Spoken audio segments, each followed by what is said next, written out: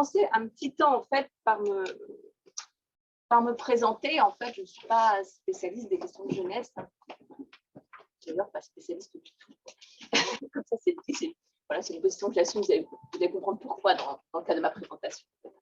Bon, je viens quand même de la sociologie, donc je suis sociologue de formation et on va dire que j'interviens aujourd'hui centralement en fait auprès de collectifs de professionnels, de collectifs associatifs, éventuellement militants en fait, voilà, qui se trouvent bloqués à un moment donné en fait dans leur dynamique ou qui ont envie en fait d'étayage en fait de leur dynamique, etc.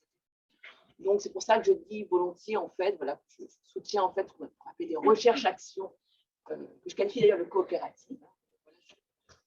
Vous comprendrez peut-être mieux pourquoi, à l'issue en fait, de la présentation, pourquoi ce terme me semble extrêmement important. Et donc, voilà, le terme de recherche-action est peut-être comme ça un peu générique, mais il définit en fait finalement des faisceaux de pratiques qui sont variés et puis qui s'adaptent en fait en fonction des rencontres en fait que je fais avec ces collectifs de professionnels.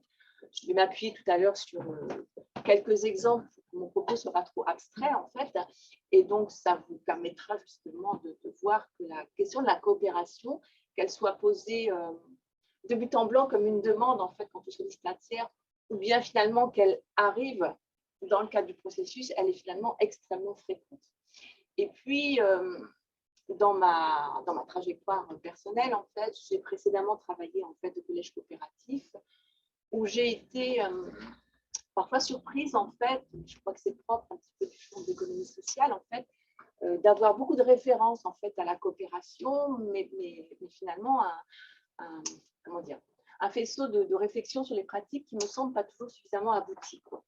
Et donc voilà, je viendrai aussi voilà, dérouler justement cette question de la coopération, l'extirper peut-être du champ strict justement de l'ESS et puis la ramener en fait dans le champ qui est le vôtre aujourd'hui en fait, qui est celui d'ailleurs du local. En fait, on va y revenir, même si c'est super intéressant effectivement peut-être de la région sur ces questions-là, mais la coopération, elle se déploie bien effectivement à des niveaux locaux, dans des lieux comme celui-ci, hein, comme dans les tiers-lieux, ce sont des lieux propices à la coopération. Ce n'est pas forcément pour autant que tous les tiers-lieux sont des lieux où les gens développent de la coopération, mais on peut dire en tout cas qu'ils sont relativement propices à ça. Alors, pour compléter un petit peu ma présentation, en fait, voilà, vous dire aussi que voilà, j'interviens beaucoup autour de ce qu'on pourrait appeler les fabriques du social. Ici, on a une fabrique du social singulière, en fait, hein, mais on a plein de fabriques du social, hein, voilà, certaines sont héritières, en fait, voilà, de l'État-providence, et puis d'autres, aujourd'hui, voilà, tentent les voies de l'expérimentation. On voit bien que ce qui est en jeu derrière, en fait, c'est comment on a beaucoup pensé historiquement en fait la question des droits, parce qu'on pensait que la question de la citoyenneté politique était liée à cette question des droits, et ça l'était en fait historiquement, mais on voit bien que ça ne tient plus aujourd'hui, hein. La question du non-retour, le fait que les droits, effectivement, un certain nombre de personnes ne vont même pas solliciter les droits, c'est sur la vidéo tout à l'heure. Voilà, en soi, c'est un excellent indicateur en fait du fait que notre modèle de solidarité, puisque l'État-providence, c'est bien le modèle de solidarité dont on hérite en fait. Je ne dis pas qu'il doit être évacué, au contraire, il doit être renforcé, mais il ne suffit pas en fait pour témoigner en fait de modèles de solidarité plus incarnés en quelque sorte. Donc voilà, dans les fabriques du social aujourd'hui, il y a beaucoup de choses qui se jouent autour de ça, c'est-à-dire de comment nos modèles de solidarité peuvent au fond se réactualiser. Et leur réactualisation, eh bien, elles ont beaucoup à voir en fait avec leur dimension démocratique finalement. Que l'on pense à participation, que l'on pense à coopération, je vais m'appuyer sur ces deux exemples parce que, en fait, voilà, je pense que parfois l'entrée, c'est la question de la participation, à d'autres moments donnés, c'est l'entrée de la coopération. Peut-être que c'est la coopération qui est en train de prendre le dessus à nouveau aujourd'hui. Il faudrait d'ailleurs se poser la question de pourquoi peut-être on reparle davantage de coopération et peut-être un peu moins de participation d'eux. Voilà, il y a sûrement quelque chose autour de ça. Mais en tout cas, dans mes postures à moi, ce que je dis volontiers, c'est que lorsque j'interviens comme engagée, impliquée, contributrice, en fait, je viens en quelque sorte radicaliser les notions autour desquelles je suis sollicitée. Quand je dis radicaliser, c'est-à-dire que je viens prendre à la racine ces notions. C'est-à-dire que si j'interviens sur les questions de participation, eh bien, commencer par réfléchir fortement à ce que participer veut dire. Et je vais essayer de trouver des modalités pour que cette réflexion elle soit progressivement partagée avec ceux qui sont venus me solliciter sur cette question de participation. C'est la même chose sur la question de la coopération, en fait. C'est souvent compliqué parce qu'en fait, on a des mots, on a des notions comme ça qui circulent beaucoup en fait, dans le débat public, qui semblent un peu évidents. Hein. Qui aurait pensé qu'on a besoin d'un tiers pour venir raconter ce qu'est la participation, la participation ou la coopération. Voilà. Hein. Bon, voilà. Et pourtant, voilà, vous en exprimez le besoin à un moment donné, ou en tout cas, certaines personnes pensent que ça peut être utile, effectivement, de réfléchir à un moment donné sur ce que participer veut dire. Voilà. Donc oui, juste finir. Donc si moi je ne suis pas chercheuse thématique, donc c'est parce que aussi j'ai fait ce qu'on appelle le choix du plein air en recherche, hein, c'est-à-dire effectivement de considérer qu'aujourd'hui il y a une forme de recherche qui est possible avec les acteurs, une forme de co-recherche qui prend des formes spécifiques, où la question des matériaux se trouve posée de façon relativement différente, puisque c'est des matériaux qu'on construit en fait ensemble. Voilà. Et donc, moi, mes petits défis, en quelque sorte, en tant que sociologue, sont plus finalement, où en sont les acteurs en fait, dans les processus qu'ils souhaitent initier. Est-ce que j'identifie des leviers, mais aussi des points de blocage, et comment je peux amener en fait, ces collectifs à cheminer par rapport à ces leviers ou ces points de blocage. Voilà. Ce sont ça mes recherches contemporaines. Voilà. Alors, mon propos va s'appuyer en fait sur différentes recherches-actions coopératives, enfin, voilà, pour lesquelles j'ai été sollicitée à des moments ou d'autres. Je ne vais pas bien évidemment rentrer dans le détail. Si vous avez des questions, on peut revenir dans le débat. Mais juste pour comment dire, on conscientise ensemble que cette question de la coopération, elle traverse énormément d'acteurs aujourd'hui et de différentes façons. C'est sur Saint-Nazaire, un collectif de professionnels qui s'est réuni dans le cadre de la réussite éducative et qui continuent à se réunir parce qu'ils ont trouvé intérêt en fait, à se réunir et ils se sont donné un défi qui traverse beaucoup d'acteurs sociaux aujourd'hui, qui est comment faire pour aller rencontrer ou faire venir en fait, des personnes réputées, j'ai bien réputé, je me mets bien sûr, réputées les plus éloignées des institutions. Et en fait, ce qui est intéressant dans ce premier exemple, c'est qu'on a déjà ce que les Québécois appellent un micro-espace public de coopération, mais en fait, tout se passe comme si leur coopération ne leur permettait pas d'avoir une réelle puissance d'agir. Ils sont bloqués en fait sur cette question-là, et à un tel point qu'au moment où j'interviens, ils hésitent entre faire appel par une sociologue et faire appel à une agence spécialisée de communication, parce qu'ils se disent que finalement, peut-être leur problème, c'est juste qu'ils ne savent pas communiquer ou inverser. Donc voilà le genre de choses sur lesquelles on est sollicité. Des acteurs très engagés sur le terrain, des acteurs tout à fait intéressants. Je ne porterai jamais dans tous mes propos, que les choses soient claires, aucun jugement. Je pense que si on en est là souvent aujourd'hui, c'est parce qu'on a beaucoup de notions qui circulent sans réflexion autour de ces notions, en fait. On a des effets de mode aussi. Enfin, voilà. Un deuxième exemple, en fait, c'est la région, pour le coup, qui me sollicite ainsi que ma collègue, parce qu'elle a une plateforme en fait, autour de la solidarité internationale et la coopération internationale. Elle constate que cette plateforme, en fait, est supposée illustrer la coopération entre les acteurs associatifs et la région. En fait, elle tourne un peu à vide, en fait. Et voilà, elle se dit, mais pourquoi finalement les acteurs ne viennent plus participer? Et donc, dans ce cas de figure également, en fait, c'est, mais finalement, à quoi on coopère ensemble? Et qu'est-ce que ça pourrait vouloir dire, en fait, une coopération réelle, en fait, entre la région et puis les acteurs associatifs de la solidarité internationale. Troisième exemple, c'est-à-dire qu'il y a beaucoup moins. Cette fois-ci, c'est le département. Si Malo aurait été là, on aurait pu en rediscuter, mais je suis sollicitée en fait par l'ACAF des Côtes-d'Armor autour des fameux réseaux parentalité.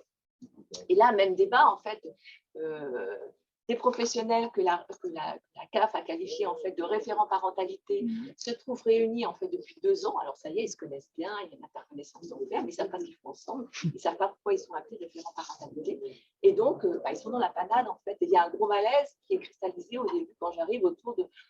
Finalement, on ne sait pas trop ce que c'est la parentalité, ou on croit ne pas trop savoir ce que c'est la parentalité. En fait, ce n'est pas ça le problème en fait. C'est juste que cette notion, elle est parachutée aujourd'hui. souvent, il y a des professionnalités qui existent effectivement avant que la parentalité elle arrive. Donc, ça vient recouvrir en fait, des professionnalités existantes sans qu'il y ait un travail qui soit fait. D'où le malaise, etc., etc. On reviendra un petit peu sur les situations de malaise professionnel que procurent en fait justement toutes ces situations de notions qui arrivent et qui ne sont pas accompagnées en fait et qui procurent beaucoup d'inconfort en fait finalement pour les professionnels. Voilà. Et puis le dernier, et je parle là juste sur pour le coup, c'est une expérimentation sociale coopérative. Je ne vais pas commenter les mots, mais ils ont du sens quand on arrive sur le terrain. Et là, c'était l'envie, en fait, avec des acteurs de l'économie sociale, pour le coup, en fait, de venir expérimenter en fait, des modalités pour enrayer les processus de précarisation en mobilisant et en travaillant avec des personnes concernées par les situations de précarité, des travailleurs sociaux volontaires et puis des acteurs associatifs sur un territoire. Donc là, ce qui est assez intéressant, c'est qu'il n'existe pas d'espace de coopération au début. Il s'agit de le construire, mais on verra que c'est un sacré défi par rapport à cette situation. Une fois que la coopération se déploie en fait, dans toutes ces dimensions. Voilà. Alors, juste des petites remarques qui viennent à partir de là. On voit que finalement, on a des coopérations par le haut et par le bas. Il y a des coopérations qui sont, entre guillemets, pensées par les institutions et des coopérations par le bas. On voit aussi que beaucoup de coopérations, en fait, sont... alors, je mets le mot coopération pour l'instant. Est-ce que ça en est réellement? Ce sera discuté, bien sûr. Tout à l'heure, tu parlais de collaboration, ou de coordination, par exemple. Le mot collaboration, c'est pareil. On a beaucoup de termes où, des fois, on peut penser qu'un réseau, de fait, c'est coopératif. Ce n'est pas nécessairement le cas non plus. Voilà. Donc, on a vraiment souvent, sur cette question de la coopération, et quoi qu'on en dise, finalement, un déficit de champ expérientiel sur le sujet. Donc, des acteurs même très volontaristes sont souvent en grande difficulté. Voilà. Et on peut aussi noter que dans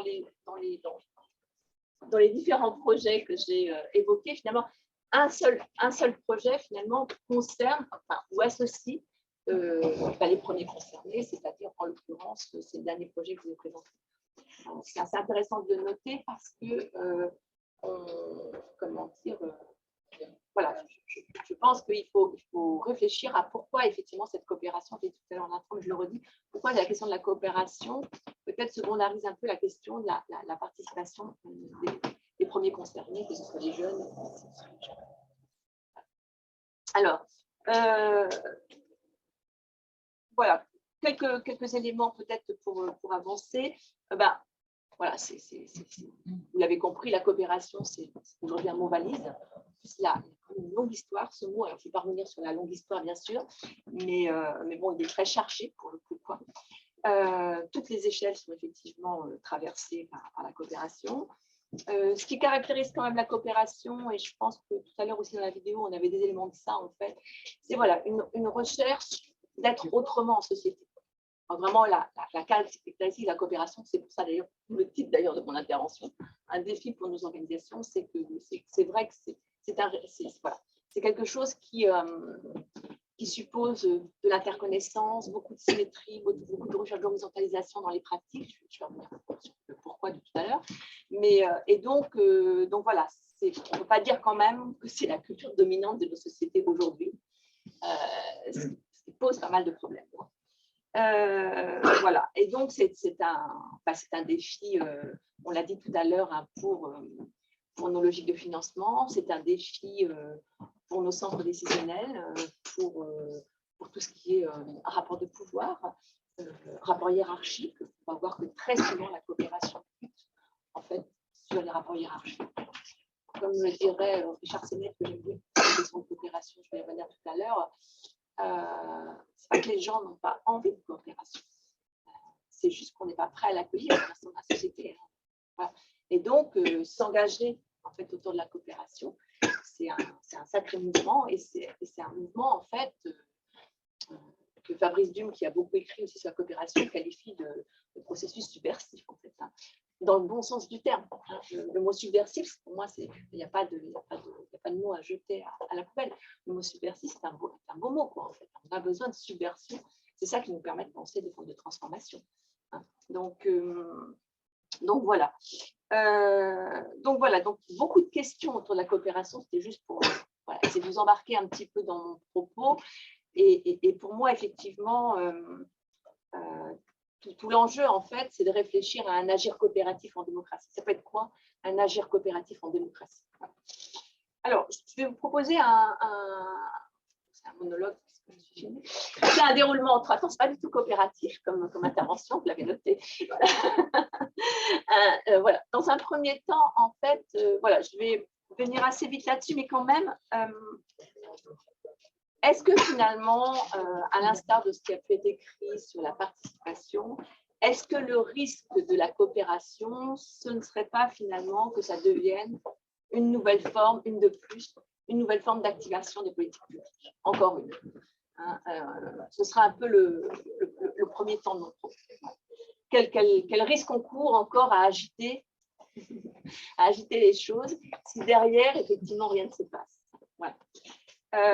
Le deuxième temps de mon propos, ce sera de radicaliser la coopération, c'est-à-dire de prendre la coopération à sa racine pour voilà, vous dire un petit peu ce que coopérer veut dire. Voilà, à la fois à partir de ma propre expérience, mais aussi à partir d'un certain nombre d'auteurs qui ont écrit sur le sujet. J'ai cité Richard Sennett tout à l'heure, Fabrice Dume, on verra aussi Pascal Nicolas. Et puis, le troisième temps, ce sera des premières pistes, en fait, ou des premières réflexions pour faire vraiment ce qu'on dit de faire. Si j'ai le temps d'aller jusque-là, ou si je n'ai pas le temps d'aller jusque-là, vous me couperez, et puis ce sera dans le débat et la discussion. Hein. Voilà, que les choses s'amorcent.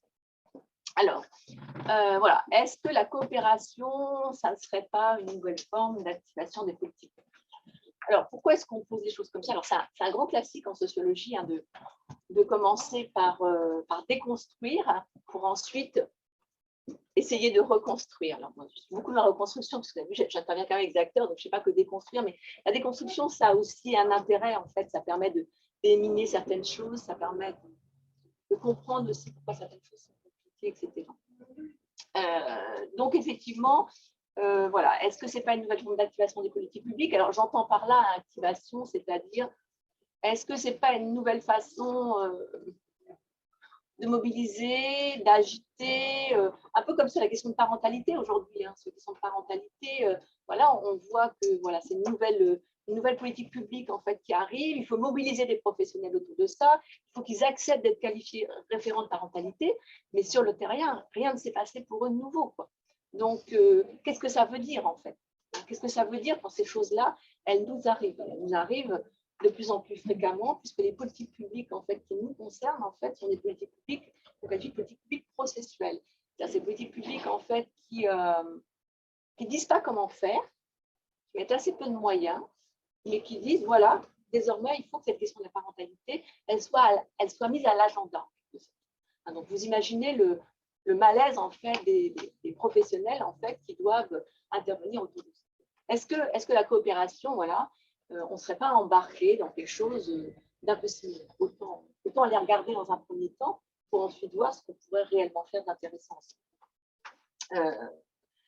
Alors, effectivement, on peut considérer que la coopération, je vais aller vite parce que je l'ai un peu dit quand même déjà en introduction, mais on peut considérer que la coopération, finalement, elle vient peut-être reformuler certains enjeux démocratiques en fait, des fabriques du social.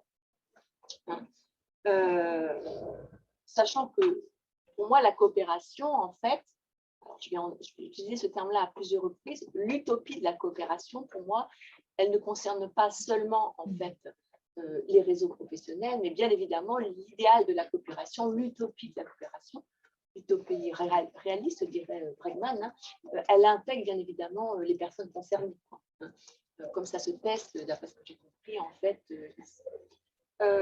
Donc, une première question, c'est finalement, est-ce qu'on n'est pas juste là en train de, comment dire, de distiller en fait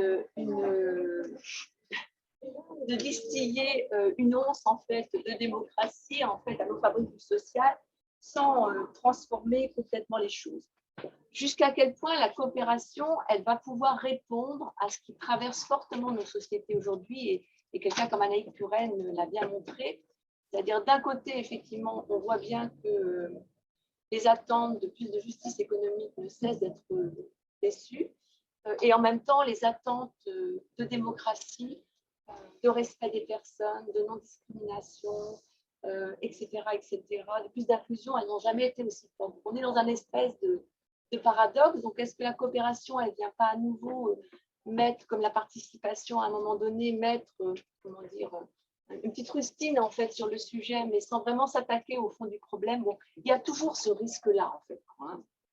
Donc, voilà. Donc, du coup, effectivement, s'attaquer à la coopération, ce n'est pas être naïf par rapport à ça. C'est jouer le jeu jusqu'au bout. Autre petite remarque, pour avancer sur ces questions-là, le partenariat n'est pas la coopération. Alors, on peut quand même constater que c'est souvent autour de la question des réseaux, des partenariats, que cette question de la coopération, elle est mise sur l'agenda. Mais on l'a vu aussi dans les exemples cités tout à l'heure, il y a aussi un mouvement, je dis de la société civile, en l'occurrence c'était des professionnels, mais il y a aussi des professionnels en fait qui prennent au sérieux ces questions-là et qui ont envie aussi de penser un espace de coopération. Donc on a un peu un double mouvement et je crois que d'ailleurs dans la sollicitation initiale, c'était vraiment de penser ce double mouvement. Mais partenariat et coopération, ce n'est pas du tout la même chose. D'ailleurs, on a souvent besoin d'accoler à côté du terme partenariat quelque chose. Il faudrait que les partenariats soient coopérants, coopératifs, etc.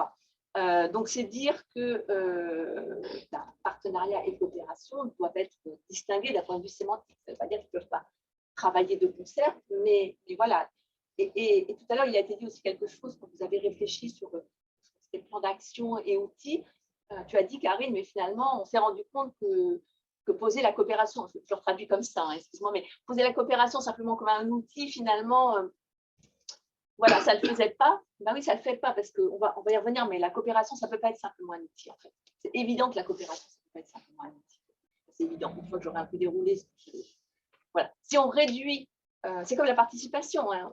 Rappelez-vous, sur la participation, quand la participation est arrivée, on a essayé de réduire la participation à des outils, à des petits dispositifs. Et on a vu que ça ne marchait pas, en fait. Hein.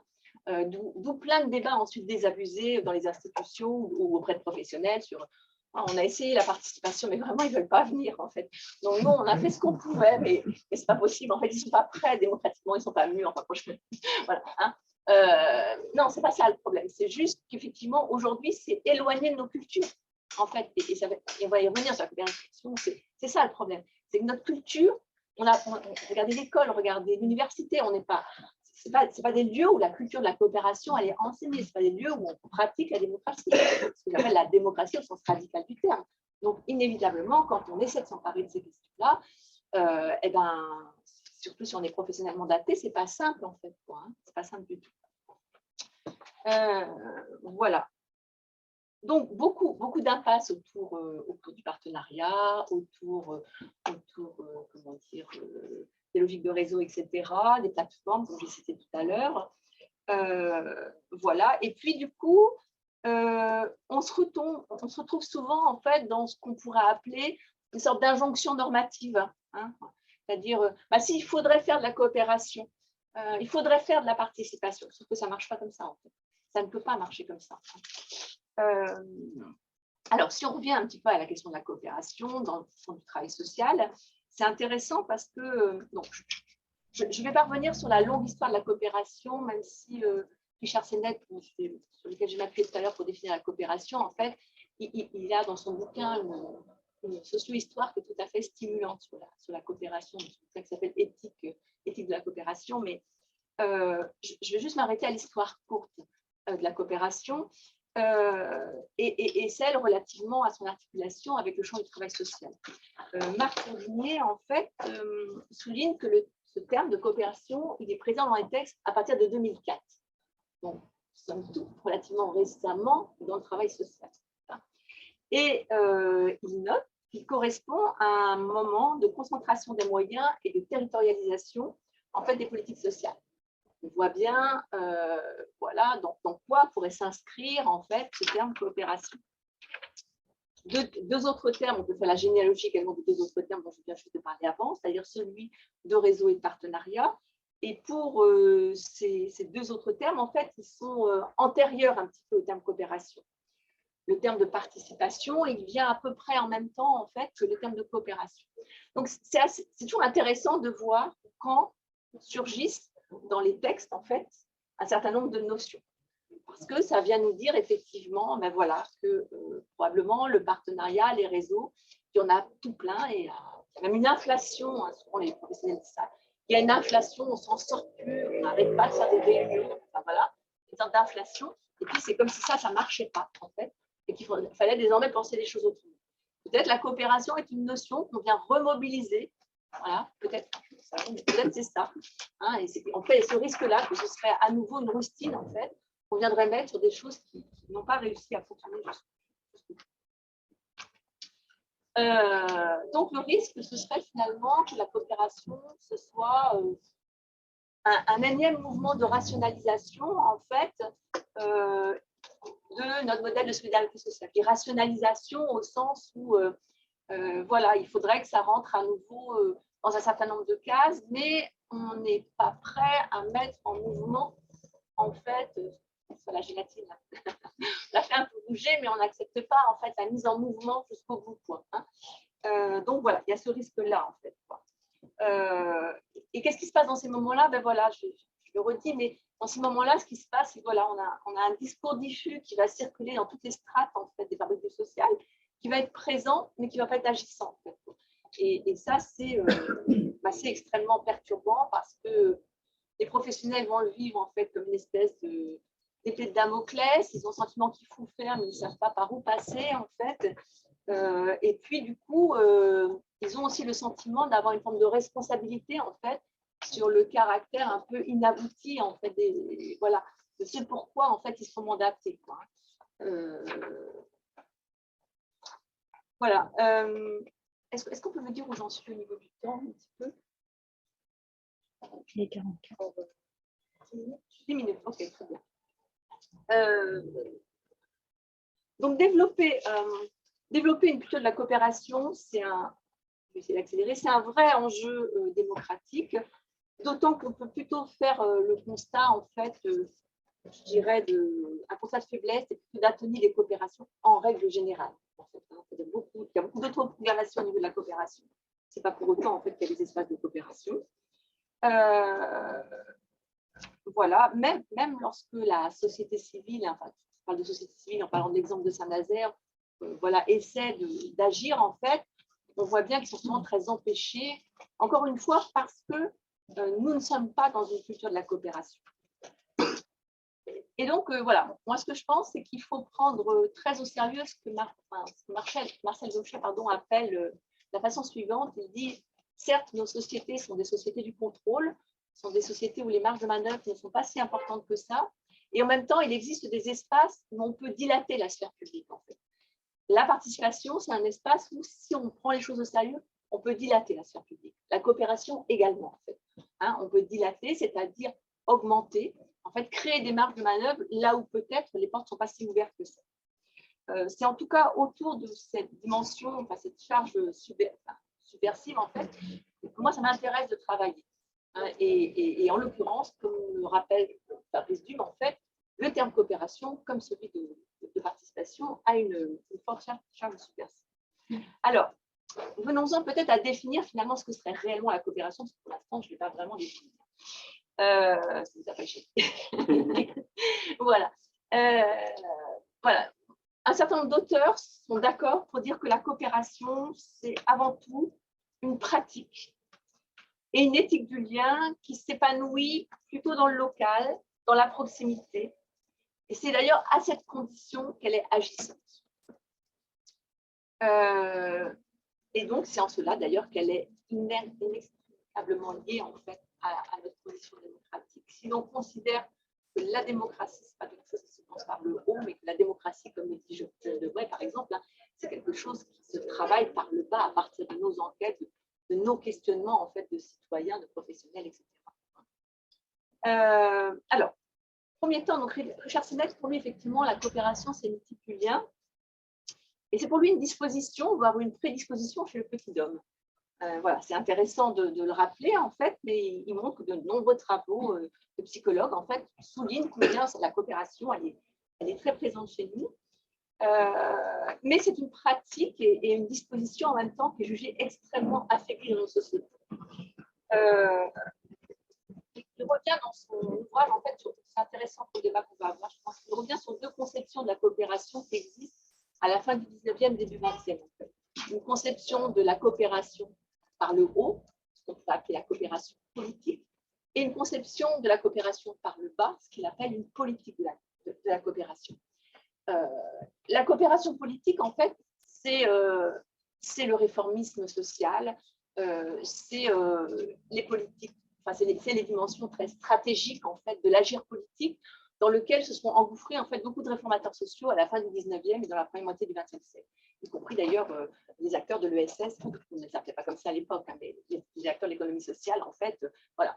Alors que, voilà, il y a une autre conception, en fait, qui est en débat à la fin du 19e, début 20e. Je dis d'ailleurs, petite anecdote, on les retrouve à l'occasion de l'exposition universelle de Paris, en fait, et qu'une conception, en fait, voilà, que Pascal Nicolas Lestrade, par exemple, qualifierait davantage de commun, je vais revenir sur cette notion-là très vite, c'est-à-dire c'est une politique de la coopération, c'est-à-dire c'est une coopération qui est incarnée. Et pour lui, c'est quoi la coopération, en fait? Ce sont des dimensions très souvent invisibilisées. Ça, c'est pas vendeur, en fait, dans les politiques publiques, hein. C'est des dimensions très invisibilisées, pardon, qui s'incarnent dans des façons d'être, dans des façons d'agir en société, de communiquer. C'est des dimensions, c'est des capacités dialogiques, en fait. Ça se traduit souvent par beaucoup d'empathie, une reconnaissance de l'altérité, l'existence de conflits, mais de conflits maîtrisés. Ça mobilise beaucoup les sensibilités. Donc, vous voyez beaucoup de choses, en fait, qui sont très difficiles à évaluer, qui sont très difficiles, en fait, à nommer, et qui pourtant caractérisent, en fait, la coopération. C'est assez intéressant, d'ailleurs, de noter que cette conception de la coopération, en fait, elle n'est pas si éloignée, en fait, de tout ce qu'on déroule aujourd'hui autour de l'éthique du care. Non pas dans sa dimension genrée, mais comme dans sa dimension, en fait, politique, en fait, en quelque sorte. Que serait une société où la question du care, en fait, serait généralisée, en fait. Ce serait une société plus empathique, une société qui prendrait beaucoup, qui ferait beaucoup plus attention à autrui, qui viendrait travailler la question des dépendances et des vulnérabilités, une société qui serait plus inclusive dans le plein sens du terme, là aussi le terme inclusion sociale est très dénaturé, en fait, dans notre société. Voilà. Donc voilà, pour lui, c'est cela, en fait, la coopération. Donc voilà, c'est avant tout une éthique du lien. Et donc, développer une culture de la coopération, c'est mettre sur le devant de la scène, en fait, des pratiques qui sont aujourd'hui, on va dire, plutôt invisibilisées, minorisées, discréditées, mais c'est aussi imaginer de nouveaux possibles qu'il convient de ne pas décevoir. Je vais prendre juste un petit exemple. Lorsque j'ai travaillé, en fait, avec voilà, différents groupes de pairs, en fait, sur les questions de précarité, voilà, il s'est passé beaucoup de choses au niveau des acteurs, en fait, à des moments donnés, et on avait imaginé des moments de rencontre, en fait, avec les institutions, en essayant là aussi de faire tomber, en fait, les dissymétries qui existent dans ces rencontres-là en général. Et la plus grande difficulté, c'était pour les travailleurs sociaux, en fait, de venir parler de ce qui se passait dans cet espace de coopération, parce qu'ils avaient l'impression que les professionnels, les institutions, les institutionnels et les politiques ne pouvaient pas comprendre ce qui se passait. Parce que les mots qu'on peut utiliser pour nommer ça ne sont pas les mots, en fait, du langage politique et du langage, en fait, de ce qui est reconnu aujourd'hui, ce qu'on peut mettre dans nos indicateurs, etc. etc. Donc ça, c'est une énorme difficulté. Alors, donc le commun, c'est une éthique du lien, mais aussi, actuellement, ce qu'on peut observer, en fait, c'est une tentative d'actualiser et de repolitiser la coopération. Repolitiser, moi, je le vois toujours dans le sens noble du terme, repolitiser, c'est-à-dire, en fait, de venir s'occuper des affaires de la cité, en fait, ensemble, voilà, d'être préoccupé des affaires de la cité, en fait. Hein. Je pense que les jeunes qui viennent ici, en fait, ils retrouvent un lien, en fait, avec la cité d'une autre façon, en fait. Ça fait d'ailleurs agora, en fait, ici, dans ce que j'en comprends. Hein. Et donc, on a un autre mot, en fait, qui est beaucoup venu sur la place publique depuis quelque temps, c'est le terme de commun. hein. Et le terme de commun, il est assez intéressant. Pour moi, c'est une autre façon de réactualiser en fait le terme de coopération, mais en venant lui redonner toute son épaisseur historique, celle que Richard Sennett pointait précisément. C'est-à-dire, c'est quoi le commun? Eh bien, Pascal Lestrade a une très belle formule. Il dit, c'est agir en commun et agir le commun. C'est très intéressant de dire ça. Agir en commun, souvent, ça, on pense qu'on sait à peu près faire, c'est-à-dire, c'est faire avec d'autres. D'accord? Ça, voilà. Faire en commun. Mais agir le commun, ça veut dire être capable, en étant passé par un certain nombre d'étapes, de processus, etc., de définir des visées, des visions communes et de prétendre agir dans le sens de ces visées et de ces visions communes. Et bien ça, c'est pas simple, en fait. Ça ne veut pas dire qu'on n'accepte pas le conflit, hein. On ne fait pas dans une vision consensuelle, hein. Mais c'est travailler ce mouvement-là, c'est mettre en mouvement ça. Souvent, lorsque j'interviens auprès de collectifs, qui pourtant travaillent depuis 2 ans ensemble, je vais prendre l'exemple du collectif parentalité, là par exemple, qui pendant 2 ans se sont rencontrés, en fait, ils n'ont jamais échangé une seule fois sur leur pratique pour de vrai, j'ai envie de dire. C'était très content de se rencontrer, très content d'échanger. Donc, il y a beaucoup d'échanges d'informations. Et ça, la grande caractéristique des réseaux, c'est ça, c'est de l'échange d'infos. Et on pense qu'on fait de la coopération quand on fait de l'échange d'infos, mais on fait rien. Et cet exemple, il vient nommer cette distinction entre agir en commun et agir le commun. Ça vient nommer aussi quelque chose que Fabrice Dumas a beaucoup pointé, c'est que justement, ouvrir ce chantier de la coopération et aller dans agir le commun, c'est accepter aussi de repolitiser en fait nos visées et nos visions en fait de la société. C'est-à-dire, et on peut le dire aussi de façon très positive autrement, c'est accepter aussi de redonner du sens là où très souvent il n'y a plus beaucoup de sens en fait. Moi qui interviens pas mal en fait auprès des travailleurs sociaux, nombre de fois ou une fois qu'on se connaît bien, en fait, les acteurs professionnels me disent mais là moi ça fait plus sens mon travail en fait. Je vis des choses douloureuses, etc. etc. C'est quand même, je pense que je ne vous apprends rien en disant ça, vous le savez, quoi, en fait. Il y a beaucoup de lieux, en fait, où les choses ne font plus sens. Déjà, ça ne fait pas sens pour les professionnels. Comment ça peut faire sens, en fait, dans les liens avec les personnes? Parce que déjà, les professionnels sont en souffrance, sont en difficulté, quoi, en fait. Et donc, nourrir la coopération, en fait, c'est rouvrir des possibles. C'est rouvrir du sens, en fait, pour les professionnels.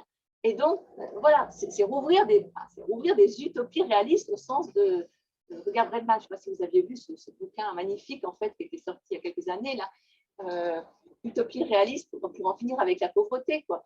Ce bouquin, il est très enthousiasmant, en fait. Il montre comment, finalement, l'idée d'utopie a été discréditée dans nos sociétés néolibérales.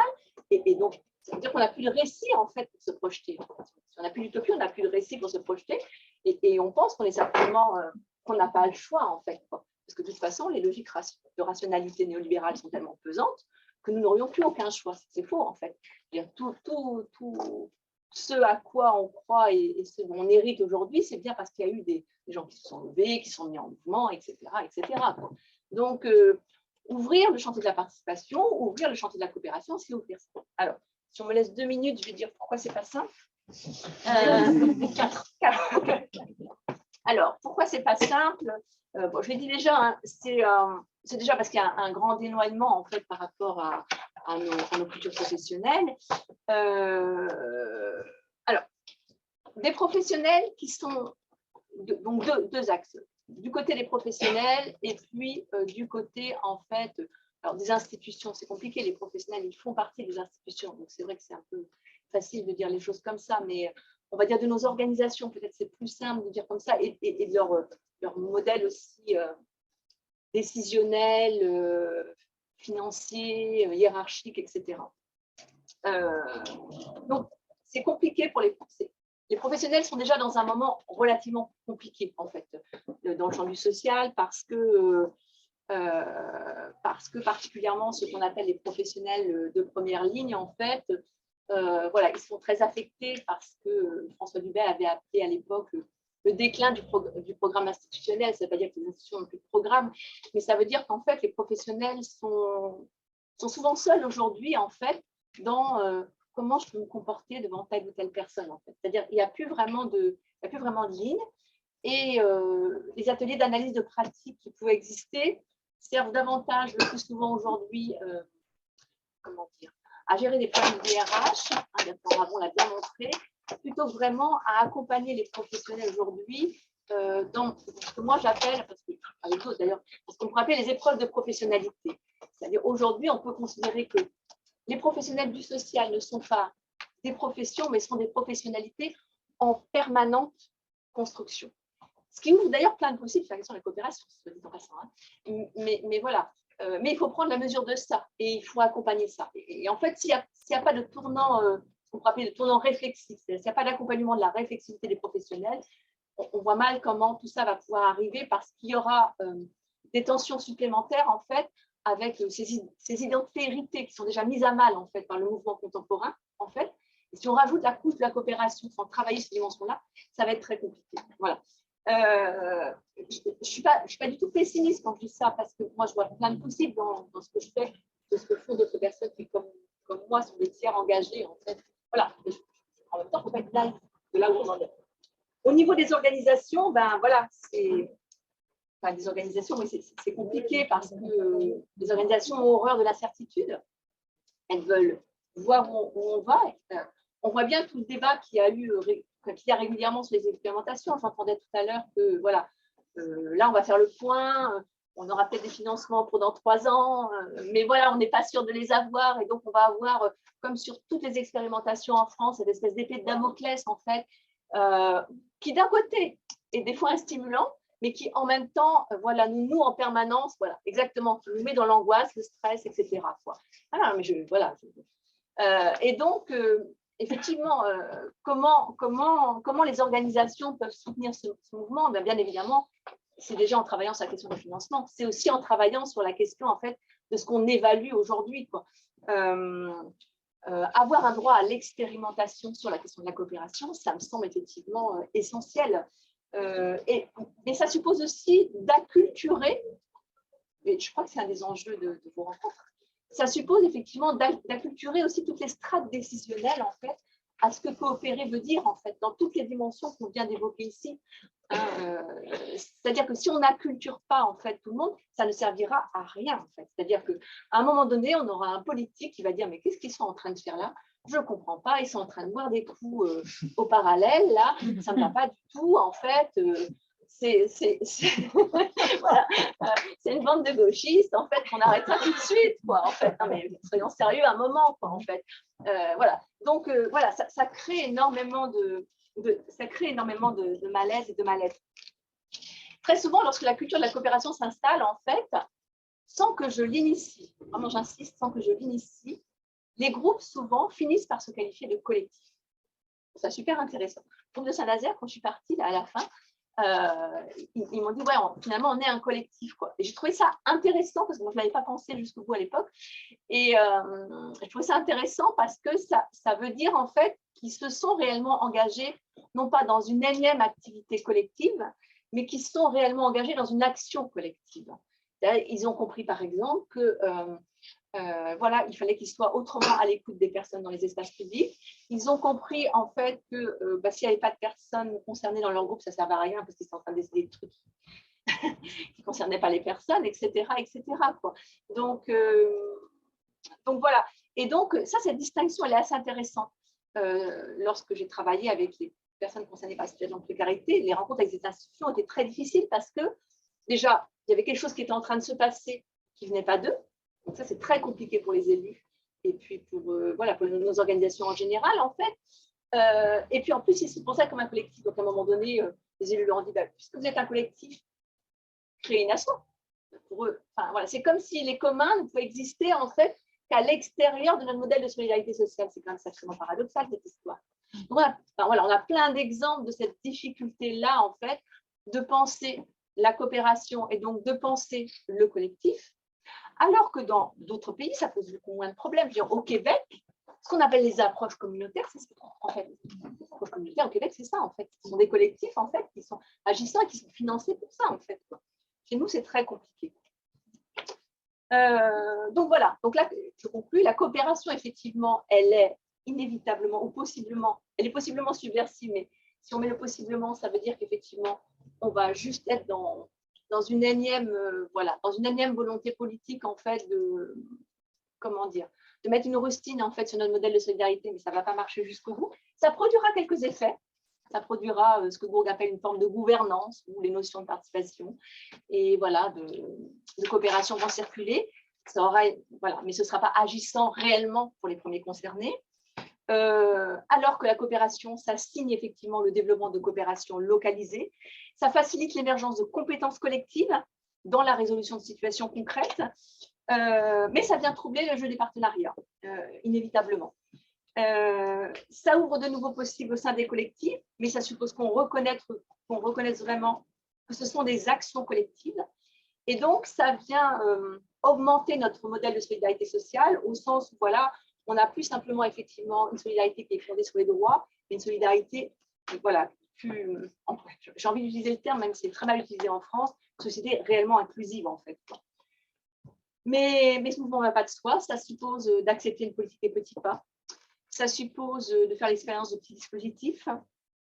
La coopération, c'est tout d'abord une façon d'être en société. Voilà, mais soutenir une possible communalité, voilà, c'est difficile. Et en tout cas, ça suppose qu'on reconnaisse une réelle capacité aux acteurs qui s'engagent dans ce mouvement-là. C'est-à-dire que si c'est pour une énième fois mobiliser des acteurs professionnels dans un mouvement, et puis au bout du compte leur dire là on s'arrête, enfin, voilà, ça ne sert à rien. La coopération, comme la participation aussi, je viens de dire, c'est un processus. Et donc, inévitablement, c'est engageant en fait, pour les personnes, et ça transforme les personnes de l'intérieur. Et ça, c'est très compliqué parce que ce n'est pas visible, en fait. Et pourtant, c'est là. Voilà, je vous remercie. Merci.